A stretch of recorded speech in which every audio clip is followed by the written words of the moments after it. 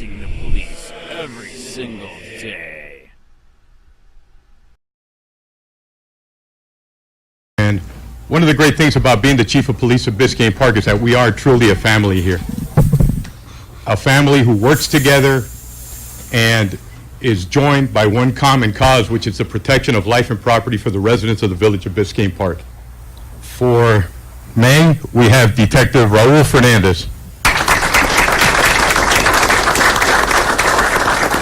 And before I let Raul sit down, I want to give you something that I'm also very proud of. This year, as we stand, we have a 100% clearance rate on burglary cases in the village of Biscayne Park. This is the first time that I've ever known that to happen in any department that I've ever been in.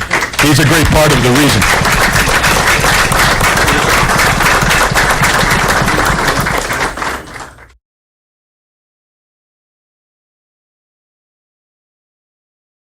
Miami, Florida. Biscayne Park Police Chief Raimundo Atijano used to brag about solving 100% of the town's crimes.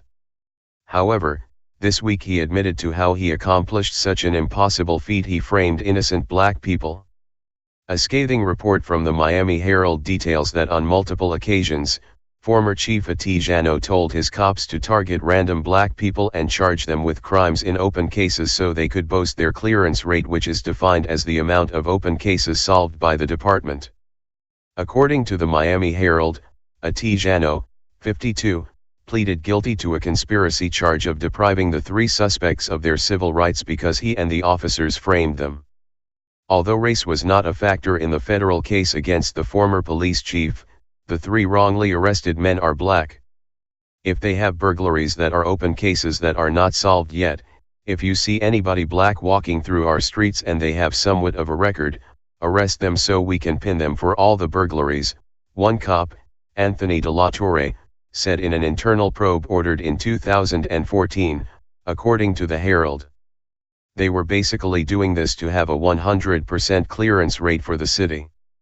On top of framing innocent black teenagers for dozens of crimes they never committed, the department was a place where cops openly drank on duty, practiced shady financial schemes, and had no problem bragging about their racism and sexism. Investigations revealed that the second-in-command, Captain Lawrence Churchman, routinely spouted racist and sexist insults and suffered no recourse. The captain has said on several different occasions he doesn't want any N.S., F.S. or women B.S. working at Biscayne Park, Officer Thomas Harrison said according to the report. According to the Herald, over the last decade, the department has also seen an officer arrested on charges of holding his wife hostage, a troubled officer sued for excessive force, and another officer charged with beating a suspect. During the years the cops were framing innocent black people for crimes of which they had no evidence, the clearance rate for the department was nearly perfect. Illustrating how many of the cases were pinned on innocent people, after the chief left, the department never solved a single one of the 19 burglary cases. Atijano denied the allegations in July when he and two other officers who were formerly indicted all pleaded not guilty. Despite the new chief, Luis Cabrera, claiming to have cleaned up the department, for his second-in-command, he hired a problem cop that was embroiled in the old racist and corrupt department. As the Herald points out, in June, the village hired as its top cop Luis Cabrera, a former high-ranking Miami police officer. He says he's audited the evidence room, restructured the command staff, and is getting civil rights training for officers. Cabrera made Walschlager his second-in-command, despite being entangled in the 2014 internal investigation. The investigation concluded Walschlager drank on duty and ordered suspect burglary arrests. But the department's new chief reversed course and cleared Walschlager. He left the Biscayne Park force this spring for a command post in North Bay Village, but was soon let go after news broke about the indictment of Atijano and the other officers. Cabrera said he decided to rehire Walschlager in June.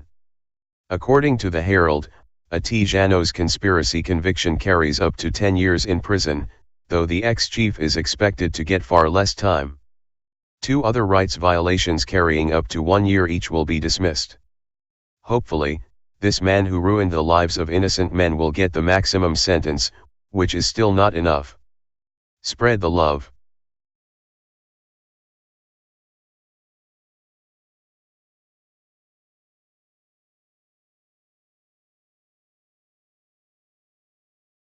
Shocking story from Biscayne Park, where the former police chief and 2 officers have been indicted now on criminal charges. According to prosecutors, the 3 former officers tried to make their job performance look good by cooking the books. Local 10's Leanne Morejon is live to explain this one. Leanne. And all of this at allegedly the expense of a 16-year-old boy. The 3 officers that are being named in this criminal indictment include the former police chief. Let's take you into these details that have been released today by the U.S. Department of Justice. We understand that the indictment names 3 former Biscayne Park police officers, including Chief Raimundo Atesiano and former officers Charlie Deyub and Raul Fernandez. We're told that they played some role in conspiring to falsely arrest a 16-year-old for 4 unsolved burglaries. We're told that they did this because they wanted to maintain their arrest record up to 100%, making sure that they were able to show that they were doing a good job of solving crimes in their city. We know that they allegedly conspired against this teenager, essentially trying to frame him and having them construct some sort of false narrative. Now, this is an excerpt from the release today. It says, quote, "The indictment alleges that Atesiano, as the Biscayne Park police chief, caused and encouraged officers to knowingly arrest the minor without a legitimate basis in order to maintain a fictitious 100% clearance rate of reported burglaries." It goes on to say that they did have prior knowledge. They knew that there was no evidence and no lawful basis to arrest and charge this minor with those crimes. We know that Atesiano did have a hearing in federal court today. He is being held on $50,000 bond reportedly. The other 2 officers will have hearings later this month. Reporting live in Biscayne Park, Leanne Morejon, Local 10 News. Police use who may want to retaliate against him physically. Hey Charlotte County, this is Charlotte County COPWATCH, and I just wanted you to know that I am using this stuff under fair use. And also remember to like and subscribe this channel. Also too, keep in mind I do not make any money on YouTube.